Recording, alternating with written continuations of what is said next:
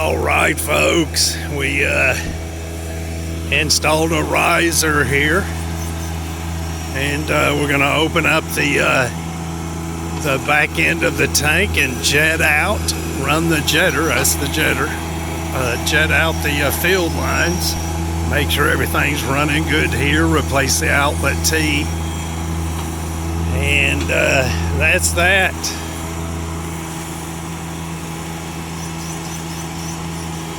Just got the little John Deere out here. So installed a riser. Digging up the back end of the tank, we're going to jet it out with a hydro jetter. Make sure everything's working good. Replace the outlet T. And that's it. We'll see you, folks.